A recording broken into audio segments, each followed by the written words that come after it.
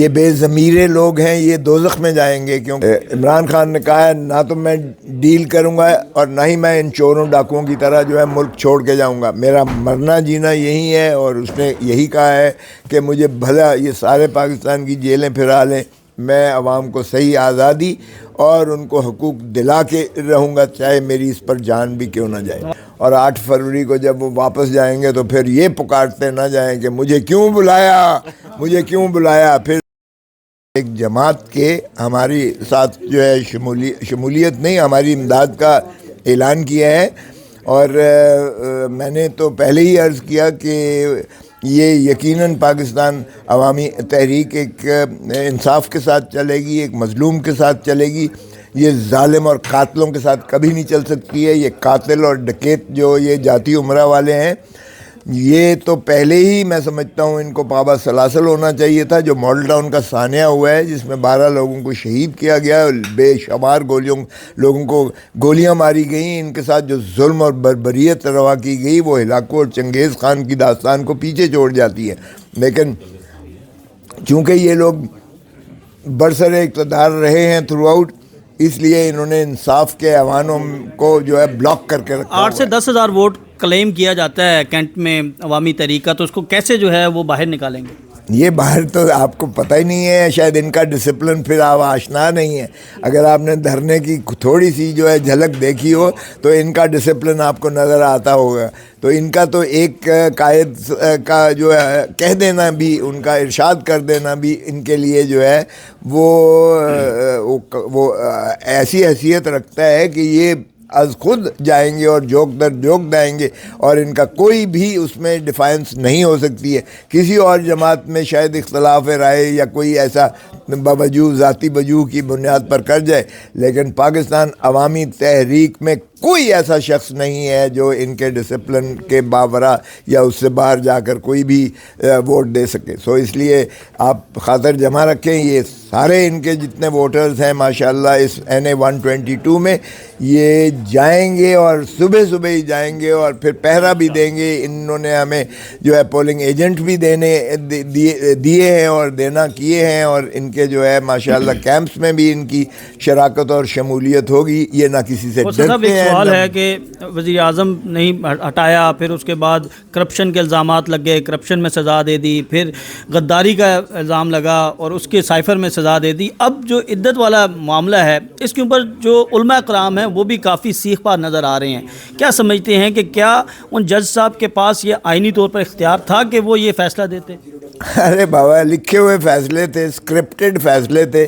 یہ جج تو بیچارے کیا میں کہوں ان کو، یہ بے ضمیرے لوگ ہیں، یہ دوزخ میں جائیں گے، کیونکہ اللہ تعالیٰ کا یہ جو ہے تفویض شدہ اختیار ہوتا ہے منصف کا، ایک جج کا، ایک منصف کا، ایک عدالت کا، یہ اللہ کا تفویض شدہ اختیارات ہوتا ہے۔ جو بوجہ نااہلی کرتا ہے وہ بھی دوزخ میں جاتا ہے، اور جو بوجہ کسی تعصب کے یا کسی اثر کے ذریعے فیصلہ کرتا ہے، بے انصافی کرتا ہے، وہ بھی سیدھا دوزخ میں جاتا ہے۔ سو یہ تو دوزخی ہیں جن لوگوں نے ایسا فیصلہ کیا ہے، لیکن ان کو بھی لکھا ہوا فیصلہ بدقسمتی سے ملا ہے، اسکرپٹڈ فیصلہ ہے۔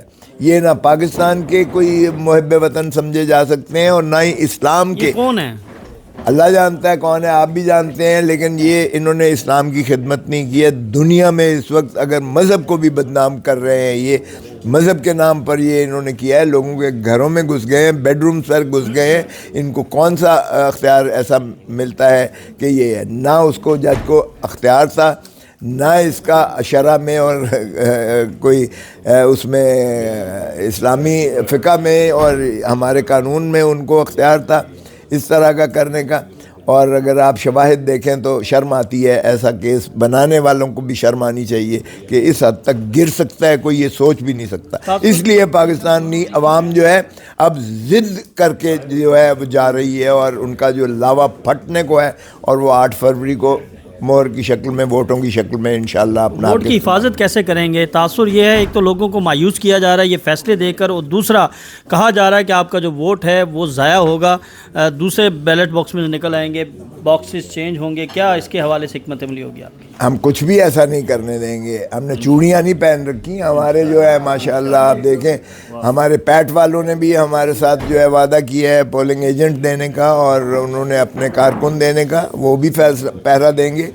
PTI के अपने जो है 2 करोड़ नया वोट है, नौजवान वोट, उसे क्या पैगाम देंगे? तो उसको पैगाम यही है कि वो पहुँचें, अपने हक़ को इस्तेमाल करें, अपने हक़ को मनवाएं, तस्लीम करें, अपनी आज़ादी को जो है वोट के ज़रिए हासिल करें, और पाकिस्तान पर हक़ हुक्मरानी अल्लाह ताला की हकमियत आला के ताबे अपने आप को मुसल्लम करवा के इन चोरों, डाकुओं और लुटेरों से छुटकारा दिलवाएं, इस कौम को भी, इस मुल्क को भी, और सही आज़ादी जो है वो हासिल करें। यही इमरान खान का पैगाम भी जेल से है। वो कहता है मैं नवाज शरीफ के लिए क्या, और खान साहब को ये पैगाम वो देते हैं। इमरान खान ने कहा है ना तो मैं डील करूंगा और ना ही मैं इन चोरों डाकुओं की तरह जो है मुल्क छोड़ के जाऊंगा। मेरा मरना जीना यही है, और उसने यही कहा है कि मुझे भला ये सारे पाकिस्तान की जेलें फिरा लें, मैं आवाम को सही आज़ादी और उनको हकूक़ दिला के रहूँगा, चाहे मेरी इस पर जान भी क्यों ना जाए। और जहाँ तक नवाज़ शरीफ का ताल्लुक़ है, उसको तो वो हार रहा है, यास्मीन से भी हार रहा है, डॉक्टर यास्मीन से भी,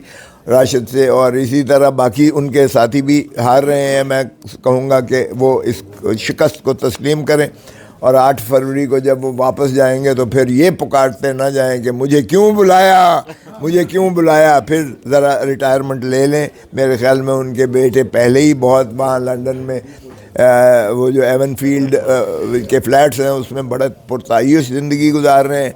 अब पाकिस्तान पर रहम करें। धरती माँ को अब लूटने के लिए और कुछ नहीं बचा। 3 नस्लें आप गिरवी कर चुके हो पाकिस्तान की, अब इस मुल्क पर रहम करो और अपनी रिटायरमेंट ले लो। बिल्कुल। लतीफ़ खोसा साहब हमारे साथ मौजूद थे। 8 फरवरी को इलेक्शन है, इलेक्शन पर भी मुलाकात होगी। हमें इजाज़त दें। अल्लाह